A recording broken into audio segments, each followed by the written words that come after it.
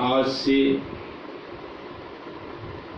होने जा रहा है या हो रहा है, और हमारे जितने गुरु भाई बहन हैं इस यंत्र के माध्यम से, कोई दिल्ली से, कोई और जगह से, सब जुड़े हुए। यह रमेश बाबू और उनकी धर्मपत्नी मनीषा बहन, ये बड़े पुण्यात्मा हैं जो साधु महात्माओं को प्रायः बुलाया करती हैं। और यह घर तो मैं समझता हूँ जब से इनका इस घर में प्रवेश हुआ है तब से ही इनके निवास स्थान में कोई न कोई संत महात्मा लोग आते रहते हैं। खुद भी सत्संग करते हैं, लोगों को परमाराध्य सद्गुरुदेव जी महाराज के विचारों को लोगों के बीच पहुंचाते। तो यह जो पावन स्थान है, पवित्र स्थान है, जो यहाँ से जुड़े रहते हैं, गुरुदेव के ज्ञान के आनंद को खूब लेते हैं, उठाते। चलिए अभी रामचरितमानस से पाठ हुआ है। बंदो गुरुपद कंज कृपा सिंधु नर रूप हरि महामोहतम पुंज जासु बचन रवि कर निकल। आप लोग जितने भी गुरु भाई बहन हैं पढ़ते भी हैं और सुनते समझते भी हैं, फिर भी उसी बात को दोहराई जाती है। इसलिए दोहराई जाती है कि हम संसार के कामों में अपने को इस ज्ञान से विस्मरण हो जाता है। इसलिए स्मरण के लिए बहुत जरूरी है।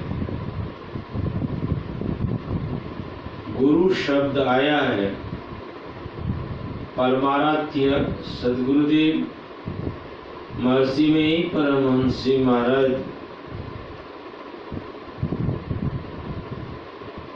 गुरु ध्यान और सत्संग को विशेष करके गुरु ध्यान और सत्संग यह ज्ञान समझने के लिए, समझाने के लिए परमाराध्य सद्गुरुदेव जी महाराज का इस धराधाम पर प्रादुर्भाव हुआ था।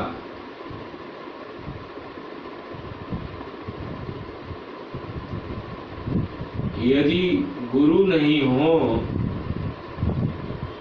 यदि गुरु का ज्ञान नहीं मिले तो वह जीवन हाहाकार हो जाता है। उस जीवन को जीवन नहीं समझना चाहिए। तो वह गुरु कैसे हैं?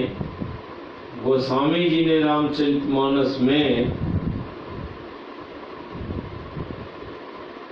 वर्णन किया कि वंदो गुरु पद कंज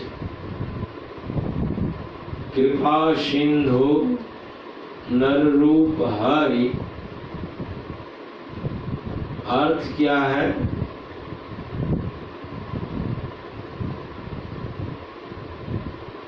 कृपा के सिंधु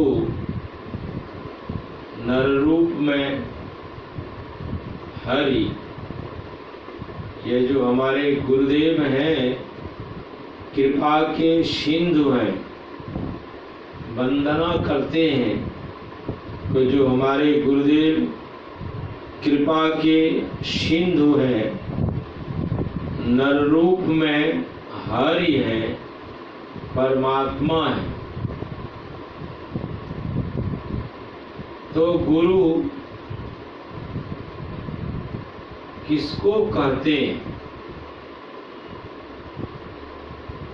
संत कबीर साहब ने कहा, गुरु नाम है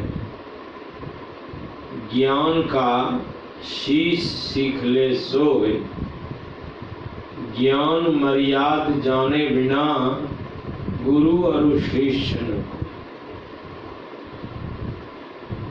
गुरु शब्द बहुत सर्वव्यापक शब्द है।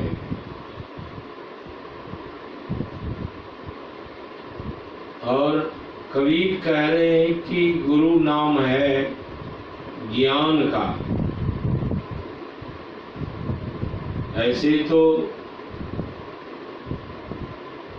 पंचभौतिक शरीर में बहुत सारे गुरु हैं, लेकिन यहाँ गोस्वामी जी और संत कि गुरु किसको कहते हैं? तो कहते हैं गुरु नाम है ज्ञान का। ज्ञान आप लोग समझते हैं, ज्ञान को 4 भागों में विभक्त किया है। श्रवण ज्ञान, मनन ज्ञान, निधिध्यासन ज्ञान और अनुभव ज्ञान। गुरु उस अनुभव ज्ञान को प्राप्त करने के लिए युक्ति बता देते हैं। तो गुरु की महिमा हमारे सहजोबाई हुई हैं, उन्होंने गुरु की महिमा का बखान किया है कि राम तजू पै गुरु न विसारूं, गुरु के सम हरि कोन निहारूं।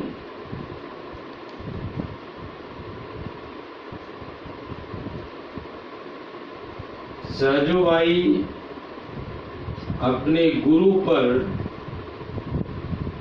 अपने को कितना निछावर की हुई है। सहजोबाई कह रही हैं कि मैं राम को छोड़ सकता हूँ, लेकिन गुरु को नहीं छोड़ सकता।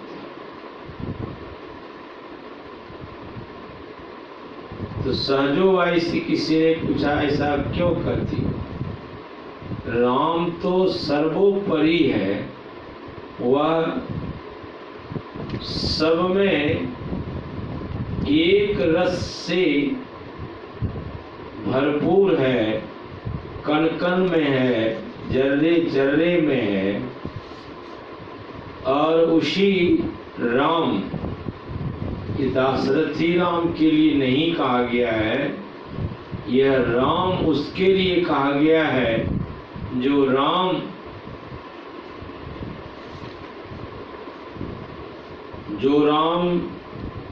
सब में, संत लोग कहते एक राम दशरथ की बेटा, एक राम घट घट में बैठा, एक राम है सर्व पसारा और एक राम है सबसे न्यारा। एक राम तो दशरथ के यहाँ आए थे और एक राम जितने भी शरीरधारी प्राणी हैं सबके घट घट में विद्यमान है। और एक राम का सर्व पसारा, एक राम सारे पिंड ब्रह्मांड जितने भी लोक लोकांतर हैं सब में उस राम का प्रसार है। और एक राम है सबसे न्यारा। तो गुरु क्या करते हैं? गुरु उस राम को, उस परमात्मा को, वह उस ईश्वर को, उस गॉड खुदा को बता देने का, मिला देने का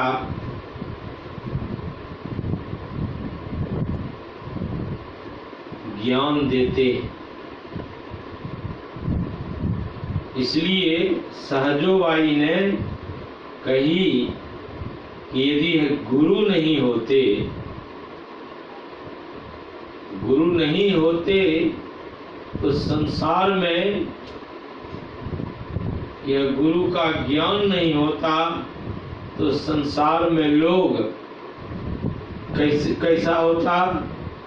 तो अंधे होते, बहरे होते, मूक होते। इसलिए जो गुरु हैं, जब से हम जन्म लेते हैं या कहिए कि जब से हम माता के गर्भ में होते हैं तब से हमको बहुत तरह का ज्ञान सुनने को मिलता है। जिस तरह का ज्ञान हमको सुनने को मिलता है उस ज्ञान से हम प्रभावित होकर उस तरफ चल पड़ते हैं।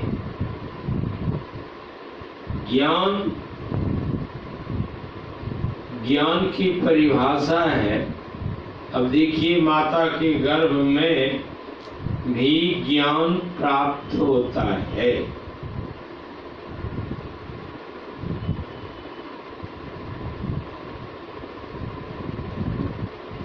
आप लोग कथा में सुनते आए हैं,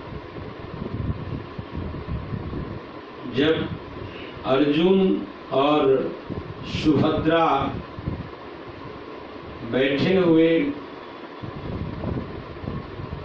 रात्रि के समय हो या जिस जोन सा समय हो, ये नहीं दिखाया है, तो अर्जुन और सुभद्रा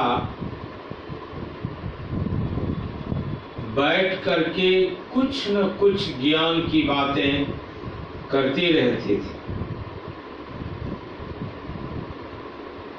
सुभद्रा के गर्भ में अभिमन्यु है।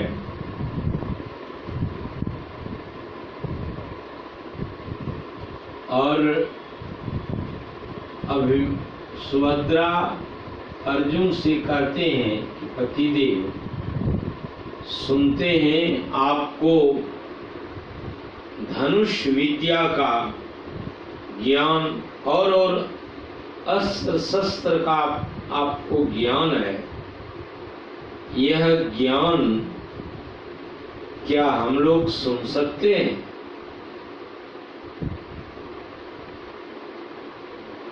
क्योंकि एक समय था हमारी माता बहन भी ये शस्त्र विद्या में निपुण रहना चाहते थे। जैसे झांसी की रानी है, अब झांसी की रानी में यह अस्त्र शस्त्र की विद्या थी और खूब युद्ध की है, खूब लड़ी मर्दानी। वह तो झांसी वाली रानी थी, खूब लड़ी, परास्त किया बहुतों को।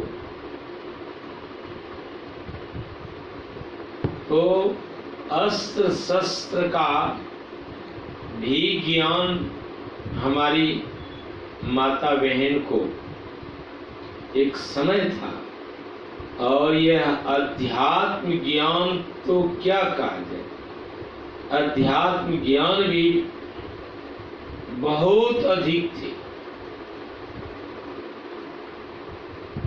तो सुभद्रा पति पत्नी है, दोनों मित्र स्वरूप है। तो अर्जुन ने सुभद्रा को, गर्भ में कौन है? अभिमन्यु है।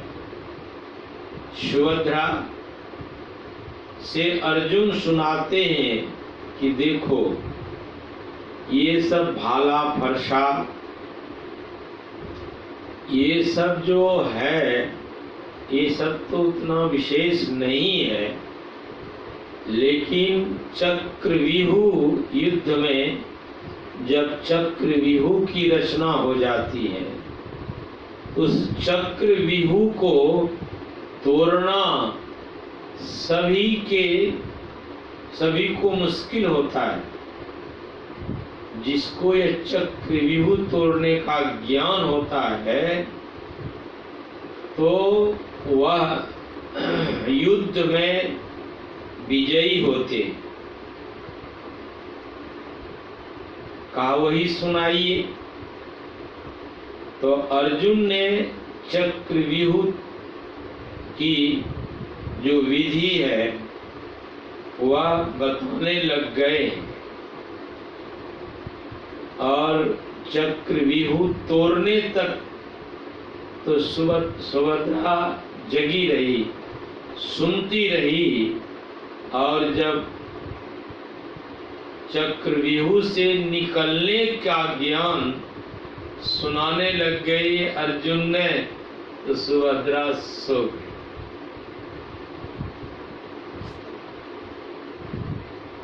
यदि इसमें अध्यात्म को हम मिलाकर देखें, यह संसार क्या है? चक्रव्यूह है। इसको तोड़ना, इस चक्रव्यूह को तोड़ना, कैसा चक्रव्यूह है?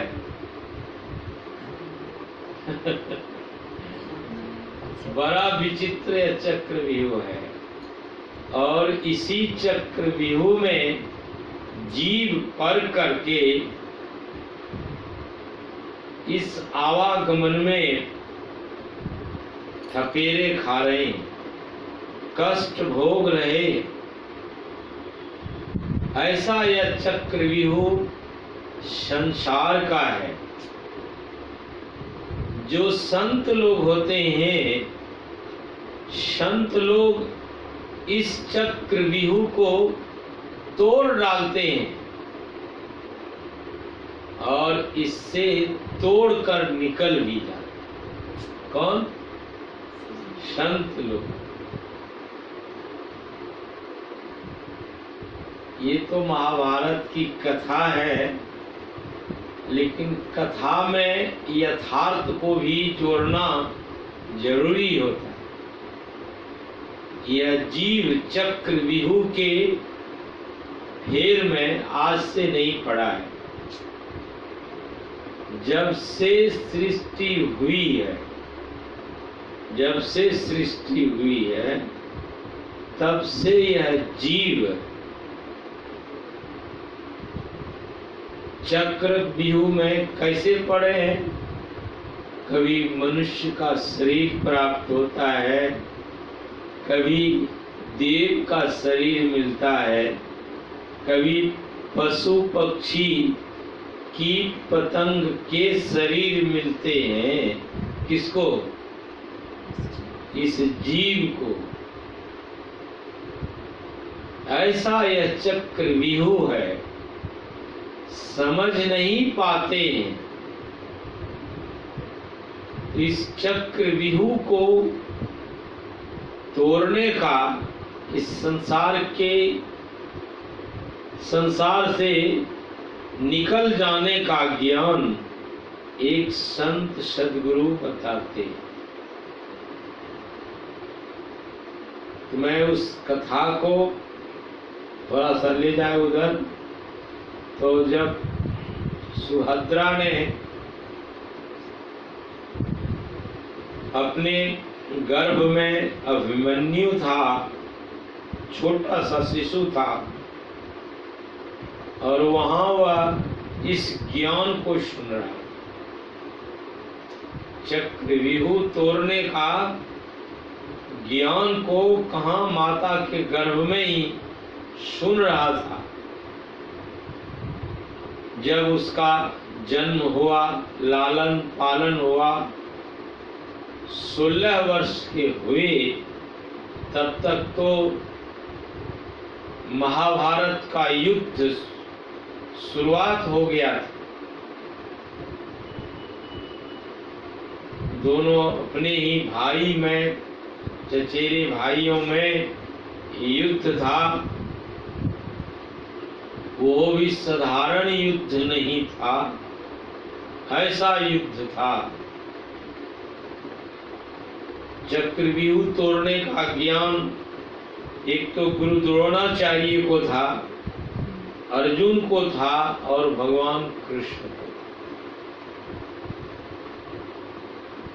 भगवान कृष्ण और अर्जुन तो बहुत दूर चले गए युद्ध करते करते। इधर गुरु द्रोणाचार्य ने क्या किया? चक्रव्यूह का रचना कर दिया। अब इसको तोड़ेगा तभी तो, नहीं तो युधिष्ठिर जी महाराज बंदी हो जाएंगे और युद्ध समाप्त हो जाएगा। 16 वर्ष का अभिमन्यु,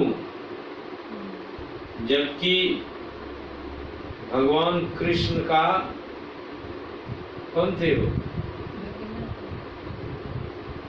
भांजा। अभिमन्यु भगवान कृष्ण से भी कहते थे कि मामा जी, मुझे चक्रव्यूह तोड़ने और निकालने का ज्ञान समझाते। अच्छा, अर्जुन को भी कहते, पिताश्री सुनते हैं कि ये चक्रव्यूह की रचना बड़ा विचित्र है, उसमें योद्धा प्रवेश नहीं कर सकते हैं, इसका ज्ञान हमको सुनाने संस्कार है। अर्जुन ने भी टाल दिया। अब देखिए, माता के गर्भ में ज्ञान सुना है, संस्कार है, और भगवान कृष्ण से जिज्ञासा करते हैं कि चक्रव्यूह तोड़ने और चक्रव्यूह से निकलने का ज्ञान हमको मिल जाए।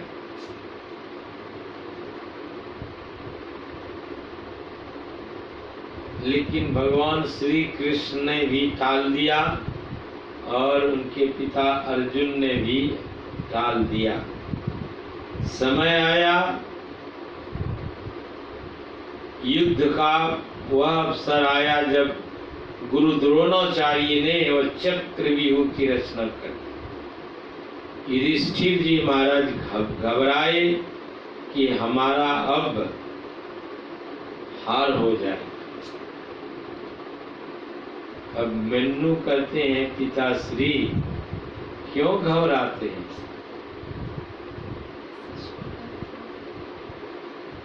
कहा बेटा घबराने का ही आज दिन है। कहा क्या हो गया? बोले गुरु द्रोणाचार्य ने चक्रव्यूह की रचना कर। हम चारों भाई, अर्जुन तो तोड़ना जानता है, फिर वो तो कितना दूर चला गया युद्ध करते करते। भगवान कृष्ण भी इस चक्रव्यूह को तोड़ने और निकलने का ज्ञान है, वो भी साथ में है, और हम चारों भाई तो जानते नहीं। अब मन्यु ने कहा कि पिताजी मैं चक्रव्यूह को तोड़ूंगा। 16 वर्ष का लड़का कहा मैं चक्रव्यूह को तोड़ूंगा। कहा बेटा कैसे? कहा चलिए मेरे पीछे पीछे। बोले चलो, जब तुम चक्रव्यूह तोड़ोगे तो मैं तेरे पीछे पीछे रहूंगा।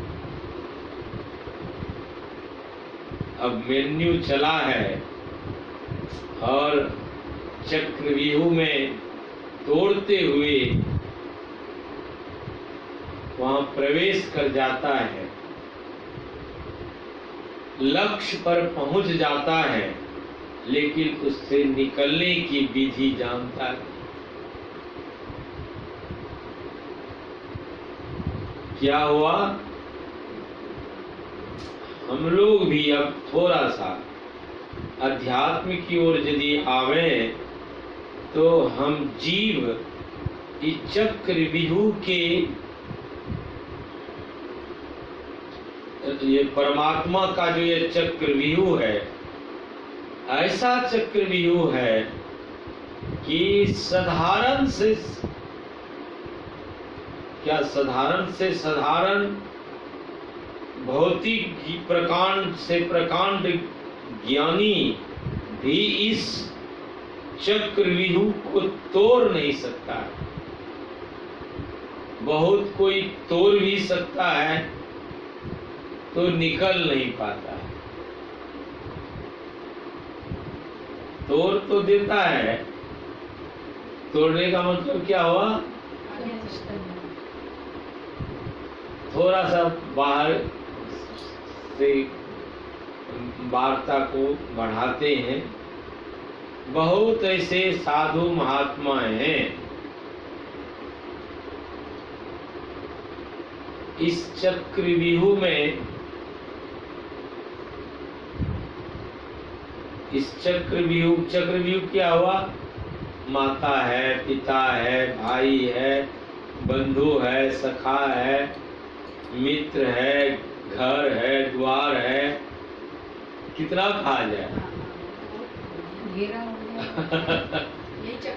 ऐसा चक्रव्यूह है। बहुत कोई है जो इस चक्रव्यूह से निकल जाते हैं। इस चक्रव्यूह को तोड़ देते हैं, निकल नहीं सकते हैं। चक्रव्यूह को तोड़ते हैं कि कोई नहीं है, सबसे नाता तोड़ दिया।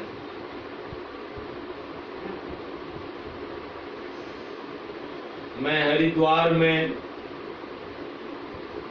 जब परमाराध्य सदगुरु महर्षि में परमहंस जी महाराज के सेवा में थे, जब परमाराध्य सदगुरुदेव जी महाराज का यह पंचभौतिक शरीर नहीं रहा, तो मैं हुजूर से, संत श्री परमहंस जी महाराज से मैंने कहा हुजूर थोड़ा घूमने का मन करता है। ये 87 की बात। बोले गंगाधर कहाँ जाओगे? बोले हुजूर जाने का मन करता है। तो अब हुजूर कहते कहाँ जाओगे? प्रभु यहीं। तो फिर मैं निवेदन किया हुजूर से, तो हुजूर मानते ही नहीं थे, यहीं रहो, कहाँ जाना है। बुजुर्ग के कहा चक्रव्यूह में जाना। बाहर में जाओगे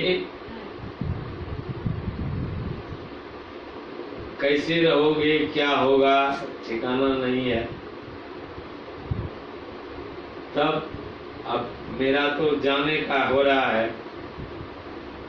एक पंजाब में राम जी बाबा हैं। राम जी बाबा ने कहा कि गरीबदास जी महाराज के ग्रंथ है, उसको पाठ करने के लिए आपको चलना है। छुरानी धाम में गरीबदास जी महाराज का जन्म स्थान है। वहाँ गरीबदास जी महाराज की जो, जैसे हमारे गुरुदेव का सत्संग योग है, वैसे ही गरीबदास जी महाराज का बहुत मोटी पुस्तक है। जैसे हमारे गुरुदेव ने सत्संग योग में बहुत सारे संतों के विचारों को जोड़ा है, उसी तरह से गरीबदास जी महाराज अपनी उस ग्रंथ में बहुत सारे संतों को जोड़ा है। उसका पाठ होता है वहाँ हरियाणा में जो छुरानी धाम है, वहाँ पाठ होता है। तो राम जी बाबा से कहा मैंने कि बाबा मेरा भी तो मन हो रहा है कि लेकिन आप हुजूर से निवेदन कर दीजिए, अभी तो मुझे कोई सेवा नहीं है, गुरु महाराज का शरीर तो शांत हो गया है, हुजूर की सेवा में भी लोग सब हैं, फिर भी हुजूर का इतना प्यार था, इतना प्रेम था। जब हुजूर घूमने के लिए गंगा किनारे जाते थे, तो कभी कभी हुजूर को चलो चलो मेरे साथ चलो घूमने के लिए। यहाँ भी कोलकाता में हुजूर घूमने के लिए जाते थे, हुजूर तो बहुत घूमते थे। तो हुजूर की कृपा हमें हमारे ऊपर बहुत रहा है। तो राम जी बाबा से कहा कि हुजूर को कहिए अभी तो मुझे कोई सेवा उस तरह का नहीं है। तब राम जी बाबा ने हुजूर से कहा कि हुजूर वहाँ छुरानी धाम में हरियाणा है कि पंजाब है, तो वहाँ पर गंगाधर तो अभी कोई सेवा में नहीं है, थोड़ा सा बाहर जाएंगे तो कुछ सीखेंगे भी। बोले अरे क्या सीखेगा, यही सीखेंगे। तो राम जी बाबा ने कहा हुजूर फिर चला आएगा, कोई बात नहीं है, अभी मुझे जरूरी है। वह छुरानी धाम का जो पाठ होता है ना, उस समय इसके राम जी बाबा के जिम्मे था। आप इतने साधु महात्माओं को लाइए जो पाठ करते हैं। तो मैंने तब हुजूर से फिर राम जी बाबा ने निवेदन किया, बहुत पुराने महात्मा, हुजूर जरूरी है हमको, क्योंकि ठीक है जरूरी है तो ले जाओ। तो पाठ में इतनी कड़ाई है, जब मैं गया तो राम जी बाबा ने कहा कि देखिए पाठ में कड़ाई है, आप शौच जाएंगे आपको स्नान करना पड़ेगा। 8 घंटा की ड्यूटी थी, 8 घंटे की ड्यूटी। बोले शौच जाएंगे तो आपको स्नान करना पड़ेगा। बोले ठंडा का समय में स्नान गर्म पानी है। और भी बात है, पाठ करने में यदि आपको झुकनी आ गया तब फिर पाठ करने से उठा देगा। इतना नियम करा। बोले आपको सतर्क होकर पाठ करना है। बोले ठीक है बाबा, मैं राम जी बाबा बोले ठीक है, मैं प्रयास जरूर करूंगा, देखा जाएगा गुरु महाराज की जैसी मौज। मेरे सामने आ गया वो मोटी ग्रंथ, बैठ गया, मैं जैसे अभी बैठा हूँ इसी तरह से बैठ गया। पाठ शुरू हो गया। एक आदमी के सामने माइक है और करीब करीब 108 महात्मा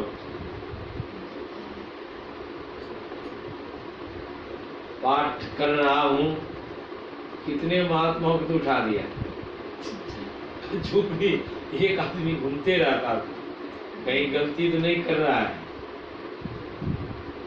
तो फिर वो पूछता था कहाँ गए आप पढ़े, अब नहीं बताते थे। कहा तब आप योग्य नहीं, मतलब उठिए। उसको उठा के दूसरे को बैठाते। पाठ करने में भी वहां देखे उसमें गरीदास जी में वो पाठ करने में कितनी मुस्तैदी। तो मैं यही सुनाना चाह रहा था कि वहां छुरानी धाम में शायद 11 रोज की 10 रोज पाठ होता रहा, पाठ करता रहा। वहां से जब मैं आया हरिद्वार, वहां पर गंगा किनारे में एक झोपड़ी, फूस की झोपड़ी बनाई और वहीं पर ध्यान साधना करने लगे। याद आया कि गुरु महाराज तो स्वावलंबी जीवन के लिए कहे हैं, अब ये कहाँ जाएंगे हम मांगने के लिए? भूख लगेगा तो मांगने के लिए कहाँ जाए? ये तो गुरु महाराज के विचार का अनुरूप नहीं है। खैर ठीक जैसा भी हो, तो गंगा किनारे झोपड़ी बना करके साधना करने लग गए। जब साधना करने लग गए तो क्या गुरु महाराज की मौज है, कृपा है। ध्यान करने के लिए बैठे हैं। ये फूस की झोपड़ी है और फूस का ही दरवाजा बना के बंद कर दिया। कहाँ से आते थे भात रोटी साग ला करके थोड़ा बहुत धीरे धीरे हटाता था दरवाजा को, वहां रख देता था, फिर चला गया। मैं सोचा कि कौन आदमी है, आश्चर्य लगता है। तो और भी गुरु भाई सब वहाँ दूसरे संप्रदाय के, बड़ा प्रेम था। मैंने जो हमसे पुराने थे उनसे पूछा कि महाराज ये भोजन लाकर कौन देते हैं? बोले महाराज एक भक्त हैं जो साधु महात्मा की बहुत सेवा करते हैं। और यहाँ ये जो झाड़ी देख रहे हैं गंगा किनारे, यहाँ पर वहाँ भी जो उस समय हम लोग रहते थे, बड़ा इतना टाइट था वहाँ पर, साधना करने वाला ही यहाँ रह सकता है, बाकी कोई वहाँ नहीं जाएगा। जो साधु साधना नहीं करेगा तो उसको तुरंत जाइए। तो मैं वहाँ साधना भी करते थे और गुरु महाराज की कृपा से भोजन यूं ही आ जाता। तो मैं एक साधु से बातचीत करने लग गया कि महाराज आप यहाँ कैसे आए हो और यहाँ साधना कर रहे हो, आपके गुरु कौन है, आदि आदि सब कुछ। बोला बाबा मैं फौज का आदमी था, रिटायर हो गया हूँ, सबको छोड़ दिया हूँ, यही रहता हूँ, साधना करता हूँ,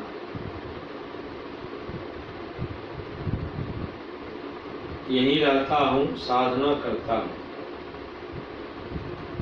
तो हमने कहा कि साधना करने की पद्धति मालूम है आपको? यहाँ तो आए हैं, सब चीज छोड़ कर आए, साधना करने का जो ज्ञान है उस वह है आपको?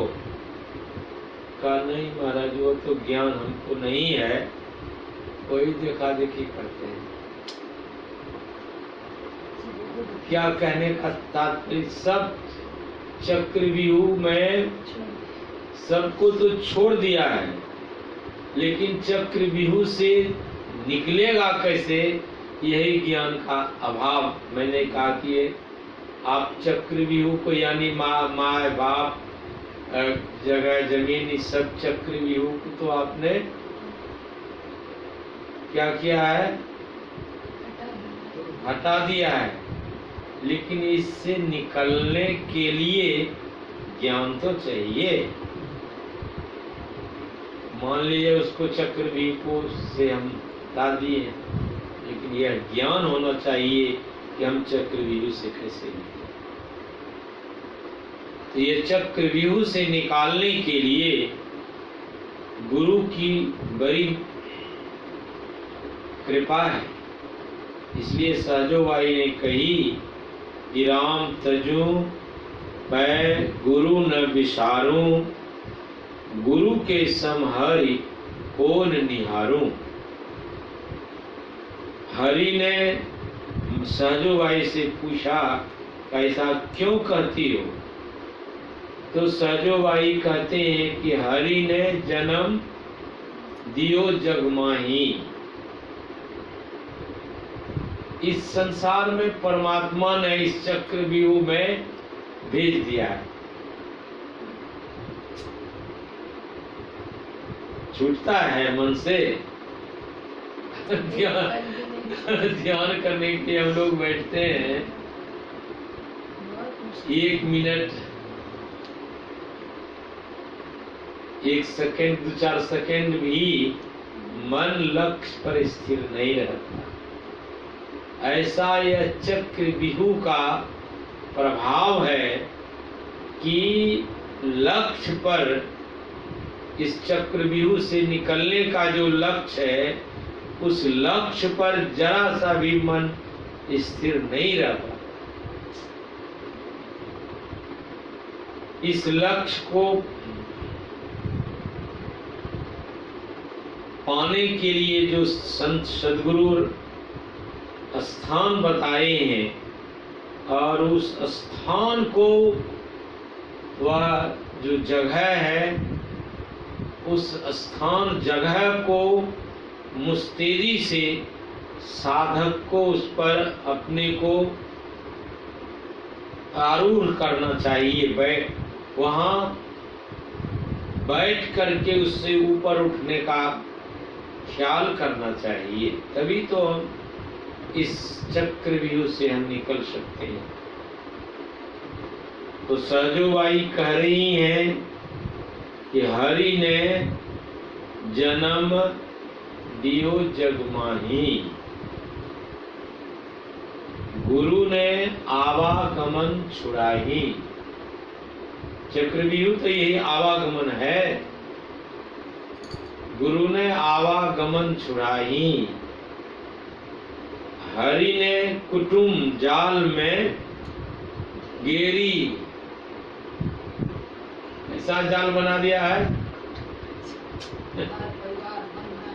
सहजोबाई अब सहजोबाई थी, वह भी निकली गुरु की कृपा से। आज तो सहजोबाई अमर है, इस चक्रव्यूह को तोड़कर निकल गई, आज अमर है। जो इस चक्रव्यूह को तोड़कर निकल जाता है या निकल जाती है, सराहना उसकी है, उन्हीं का आदर है, उन्हीं का सम्मान है।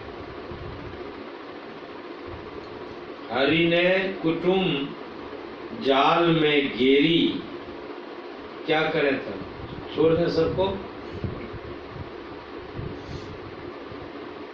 हमारे परमाराध्य सदगुरुदेव जी महाराज ने बड़ी सरल ढंग से हम लोगों को सुनाते, अरे छोड़ कर कहाँ जाओ, वहीं रहो, वहीं रहो, ख्याल रखो। जिस तरह खीरे बाहर से एक जैसा है, लेकिन भीतर में वो 3 भागों में रहता है, यानी वह अलग रहता है। वहाँ अंदर में तो उसी तरह से गुरुदेव कहते हैं, कहाँ जाओगे, आए हो कहाँ जाओगे, इसी में रहो, लेकिन इससे उपराम बन के रहो। आप लोगों को बराबर सुनाते आए हैं, सबसे रसिए, सबसे बसिए, सबका लीजिए नाम, हाँ जी करते रहिए, रहिए अपन ठाम। होगा ही। सबका नाम लीजिए बाबा। अरे मेरा ही माँ है, पिता है, सब बंदियों का, हाँ, भाई है, सबका नाम, बंधु है, ये मेरा ही है। सबका नाम लीजिए, लेकिन रहिए हाँ, अपना को सब हाँ, सबसे रसिए, सबसे बसिए, सबका लीजिए नाम, हाँ जी कहते रहिए। अब रहिए अपन ठाम। आपका ठाव कहाँ है? ठाव कहते हैं स्थान को, ठाव कहते हैं स्थान को। आप कहाँ कहाँ रहते हैं? शरीर में अभी तो हम लोग आंख में हैं, जागृत में जीव का वासा आंख में है, स्वप्न में कंठ में है, और सुषुप्ति में शरीर हृदय में। ये 3 स्थान ठाम जिसको कहते हैं, इसको देहाती भाषा में ठिकाना। तो हम 3 स्थान में रहते, और वो चौथा स्थान है जागृत, स्वप्न, सुषुप्ति, और कौन स्थान है? तुरीय और तुरीयातीता। यह तुरीय जो अवस्था है, यह जो स्थान है, साधक के लिए, भक्त के लिए, जीव के उद्धार के लिए, यह जो स्थान है तुरीय अवस्था, यह सर्वोपरि कहा जाए, क्योंकि वरना तो और आगे है, तुरीयातीता में जाना है, लेकिन यह तुरीय अवस्था बहुत दूर तक है। तुरीयातीता का अवस्था तो परमात्मा और ईश्वर होता है, लेकिन कहा जाए तो कैवल्य मंडल तक तुरीय अवस्था को ही माना जाएगा। तो क्या सुना रहे थे? सहजोबाई की वाणी। हरि ने कुटुम जाल में गेरी, गुरु ने काटी कोई नहीं है तुम्हारा, तुम्हारा शरीर ही नहीं है, शरीर संबंधी और कौन हो सकता है। गुरु ने यह ज्ञान देते और यह लेते कौन है, जो गुरु पर अपने को इतना निछावर किए होते, गुरु पर जो अपने को इतना निछावर किए हुए थे, जैसे सहजोबाई ने राम को नहीं मैं गुरु को जानता। यदि चरणदास जी महाराज, हम लोगों तो गुरु महाराज ने अब बहुत हम लोगों को सुनने को मिलता है, सुनाते भी हैं, लेकिन मन टस से मस नहीं करता। सहजोबाई कैसी थी, गुरु ने कहा कि चलना है, रहना नहीं, चलना विश्वास, सहजो तनिक सुहाग पर कहा गुथाविस। इतना ही तो कहा और निकल। कितनी साधना की, आज सहजोबाई अमर है। जब तक संसार रहेगा, ये इतिहास रहेगी, तब तक सहजोबाई अमर।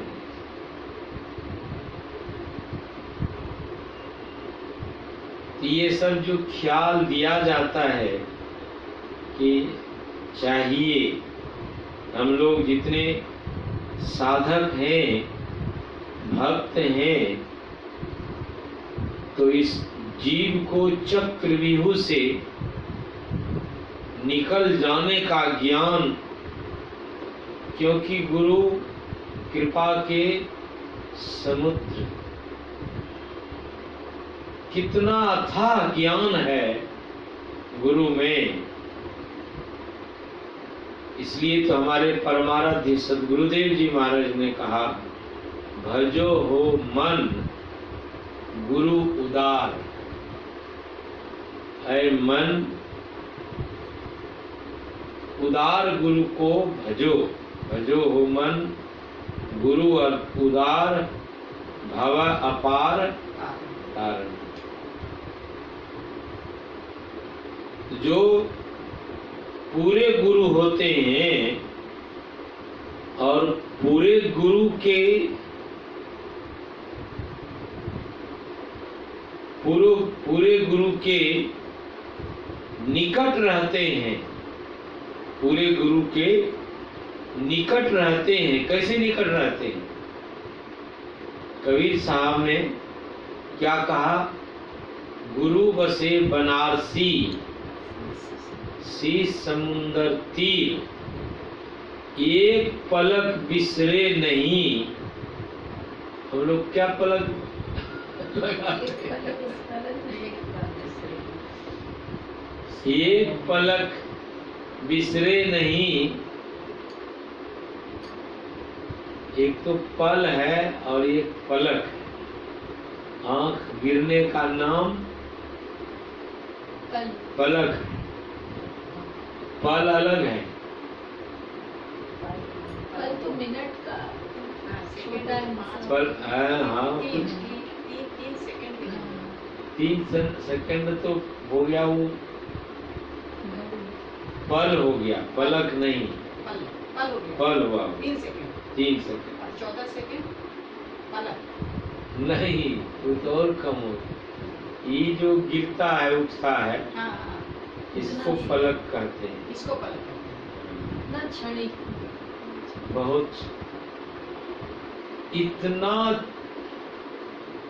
जो जिस शिष्य में, भक्त में गुरु कहीं है और शिष्य कहीं है, शरीर से भले अलग अलग है, लेकिन मन से नजदीक। मन से एकदम बिल्कुल नजदीक है। इसलिए संतों ने कहा कि गुरु बसे बनारसी, शीश समुंदर तीर, एक पलक बिसरे नहीं, और जौ गुण होत शरीर। जौ गुण, गुण किसको कहते हैं? स्वभाव को। यदि ऐसा कोई अपने को बना लिया है, हमेशा गुरु के चरण में लगे रहते हैं, जैसे कोई उपमा है आप लोगों को याद? बुल्ला साहब थे, हल चलाते थे, काम हो रहा है, लेकिन कहाँ है? गुरु महाराज को स्नान कराते थे, कपड़े पहनाते थे, आसन देते थे, भोजन कराते थे। क्या काम नहीं हो रहा है? काम हो रहा है। कैसा काम हो रहा है? बैल जुड़ा हुआ है, हल में एक लोहे का बना होता है। यदि सावधानी नहीं रहे तो बैल के पैर में वो लोहे का लग जाएगा, बैल का पैर कट जाएगा, फिर आपको भी होगा, अफसोस होगा। लेकिन बुल्ला साहब कैसे थे? काम भी हो रहा है, लेकिन गुरु के साथ कैसे रह रहे हैं? गुरु के नजदीक में कैसे हैं? मन से हैं, एक मन से वहां हैं, और एक